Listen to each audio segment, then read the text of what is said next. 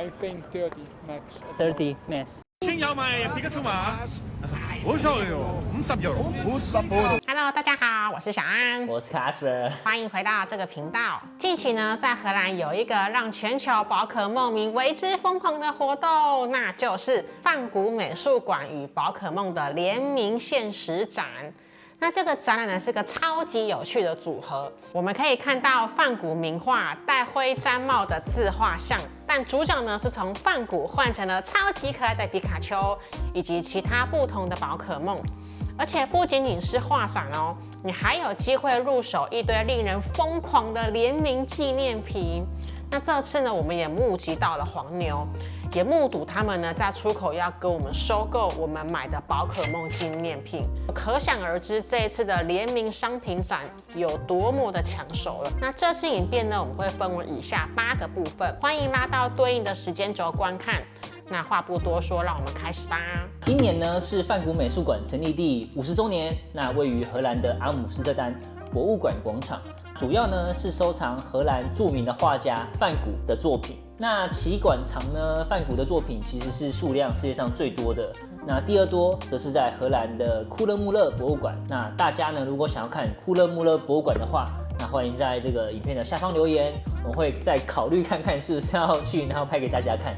请大家务必一定要提前上网订票，而且最好是1个月前就可以先赶快去购票了。像我们现在录影的时间是10月初，那最近可以入场的时间呢，最快都是1个月之后了。那你的票呢是可以存在手机内或者是印出来，那当天门口出示扫描。成人票价呢，1个人是20欧，学生的话是10欧。如果你是持有这个荷兰博物馆卡或者是 City Pass， 那则是免费。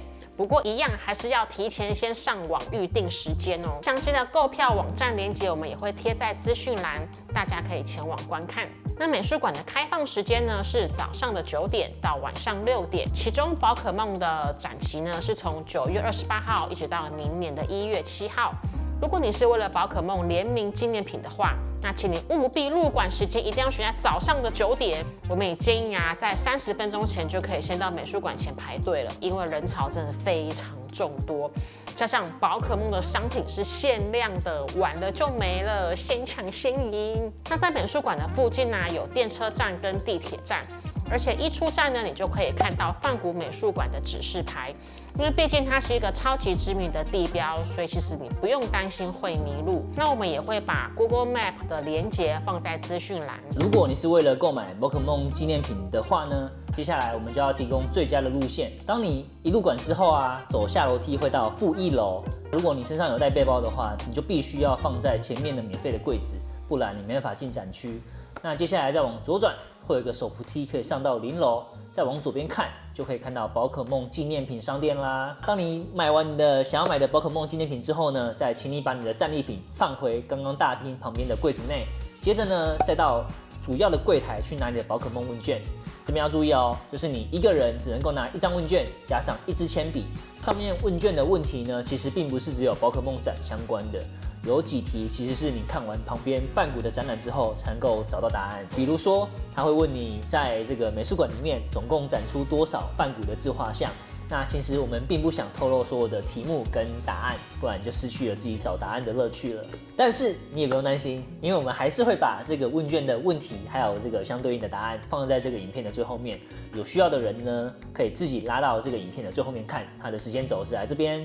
宝可梦画作位在这个美术馆里面的1楼，里面其实就只有一面墙，里面总共摆出6幅作品。接下来我请小安展示一下有总共哪些作品。总共有皮卡丘跟伊布，还有图图怪，还有向日花怪，然后还有这个很著名的钢铠鸭，麦田群鸭，对，麦田群鸭，然后以及最后一幅卡比兽以及小卡比兽。那总共这6幅呢，灵感来源都是来自于梵谷的画作。那这些画作呢，在这个美术馆里面其实也都看得到哦。这次官方推出的宝可梦联名纪念品呢，总共有明信片、钥匙圈、磁铁、全幅画作、提袋、笔、绘本、T 恤、皮卡丘的娃娃等等。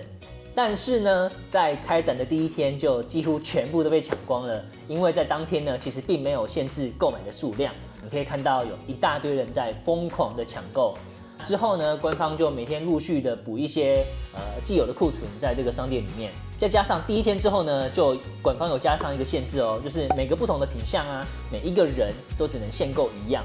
我们是9点入场，但是呢，我们只看到里面有提袋、明信片，还有这个绘本。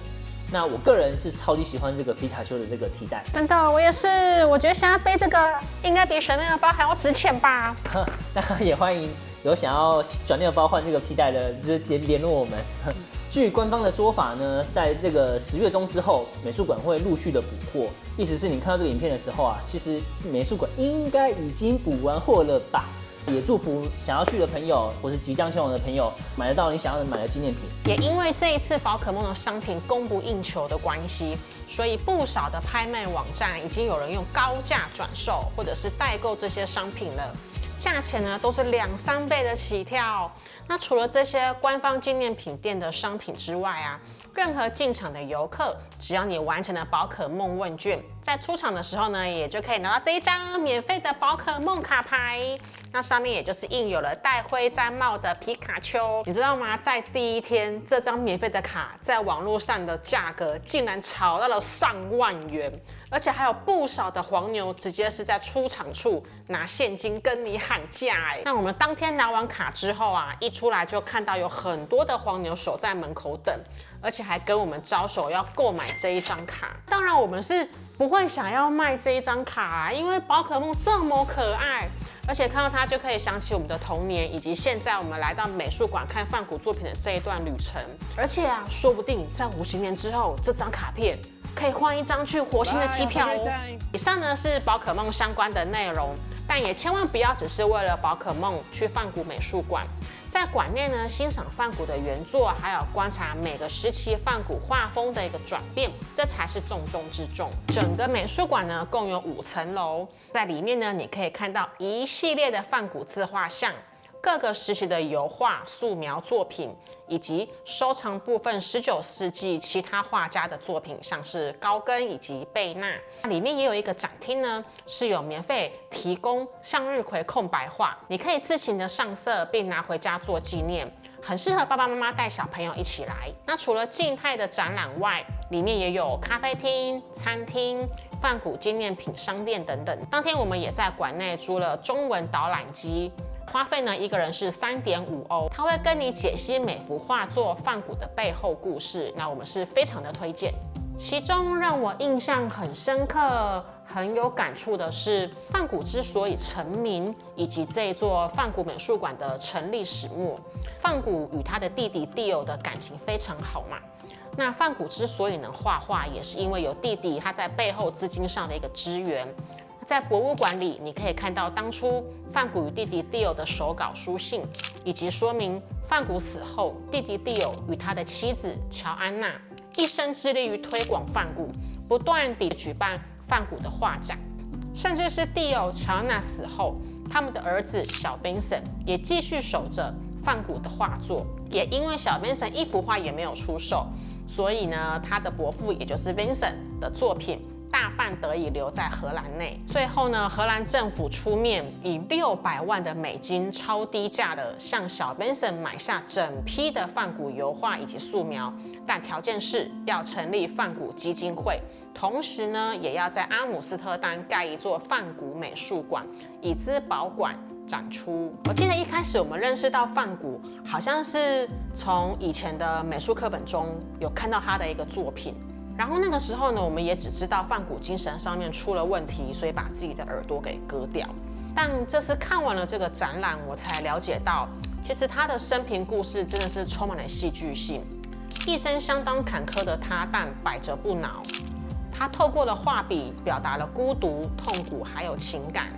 他的作品对于之后的艺术界、文化面，甚至呢是精神医学方面，都有着深远的影响呢。我们建议呢，即将前往梵谷博物馆的朋友们，在参观之前，可以稍微的了解一下梵谷的生平故事，这将有助于你以更深层次的视角呢，去体会他的作品，还能增添参观的意义。